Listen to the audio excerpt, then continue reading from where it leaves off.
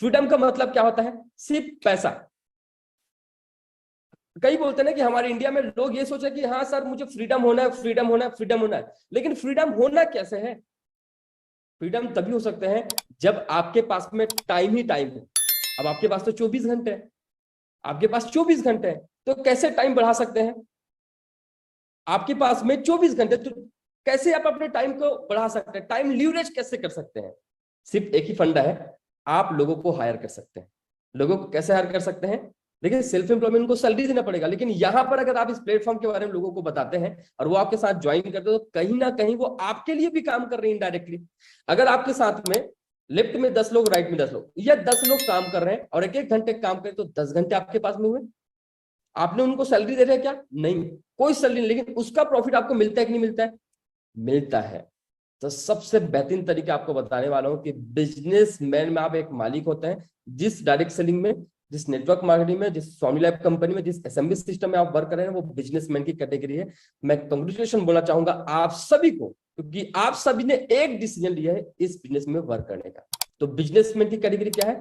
आपको कोई किसी व्यक्ति को हायर करने की जरूरत नहीं, कहीं कोई मैनेजमेंट या ट्रांसपोर्टर को देने की जरूरत नहीं, कुछ नहीं।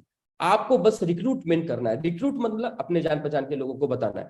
आपको टाइम खरीदना है किसी व्यक्ति का। जैसे आपके साथ में 10 लोग ज्वाइन कर रहे हैं, तो उनका टाइम आप खरीद रहे हैं, लेकिन जॉब में आप टाइम बेचते हैं। और चौथा जो कैटेगरी है वो है इन्वेस्टर का। इन्वेस्टर मतलब निवेशक।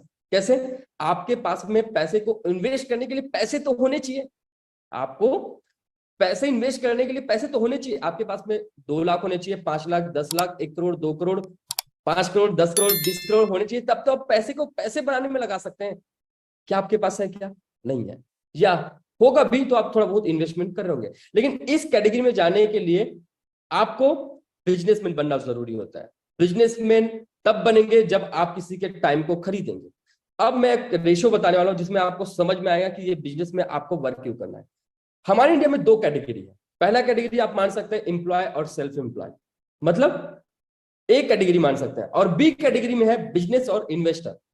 90% लोग हमारे इंडिया में, ध्यान सुनिएगा और डायरी में नोट करिएगा, हमारे इंडिया में 90% लोग या तो गवर्नमेंट जॉब करेंगे, या तो प्राइवेट जॉब करेंगे, या तो सेल्फ एम्प्लॉय रहेंगे, खुद की बिजनेस या दुकानदारी ओपन करेंगे। दुकानदारी मान सकते हैं या कोई शॉप ओपन कर सकते हैं। ऐसा होता है 90% लोग ये काम कर रहे हैं। लेकिन 10% लोग हैं जो बिजनेसमैन की कैटेगरी में आते हैं। आप और हम बिजनेसमैन की कैटेगरी में, इन्वेस्टर की कैटेगरी में आते हैं 10% लोग। एक विचित्र, मतलब आप बोल सकते हैं कि एक सबसे लॉजिक चीज बता रहा हूं आपको, सबसे लॉजिक चीज बता रहा हूं कि 90% लोगों के पास में 10% पैसा है। 90% जो गवर्नमेंट जॉब है, प्राइवेट जॉब है, जो सेल्फ एम्प्लॉय, उनके पास में 90% लोग हैं, लेकिन 10% पैसा है। लेकिन 10% लोग जो बिजनेसमैन और इन्वेस्टर की कैटेगरी में आते हैं, उनके पास में 90% पैसा है। आप सभी से एक सवाल है, किस कैटेगरी में आना चाहते हैं? ए कैटेगरी में या बी कैटेगरी में? आप चूज करिए जल्दी से। ए कैटेगरी में आना चाहते हैं या बी कैटेगरी में? साथ बी कैटेगरी में आना चाहते हैं कि मुझे बिजनेस में, ताकि मैं लोगों को काम में लगा सकूं, ताकि लोग मेरे लिए काम करें, ताकि मैं पैसे से पैसे और बना सकूं। लेकिन अगर आप एम्प्लॉय है, सेल्फ एम्प्लॉय है, तो आप पैसे से पैसे नहीं बना सकते। आप बिजनेस में नहीं है, आप तो दूसरे के लिए काम कर रहे हैं। आप तो अपना टाइम बेच रहे हैं, टाइम खरीद नहीं रहे हैं। तो आपको इस कैटेगरी में आने के लिए अपने जॉब के साथ साथ, अपने बिजनेस के साथ साथ, अपने हाउस वाइफ है तो घर के काम को करते करते, स्टूडेंट है तो पढ़ाई को करते करते इस कैटेगरी में आ सकते हैं। और मैंने भी यही कैटेगरी चूज किया है, बिजनेसमैन से इन्वेस्टर में जाने का। और अगर आप 10% लोगों के पास में 90% पैसा है, तो आप और हमारे पास में भी 90% पैसा आ सकता है। कब आ सकता है? जब इस चीज को समझेंगे।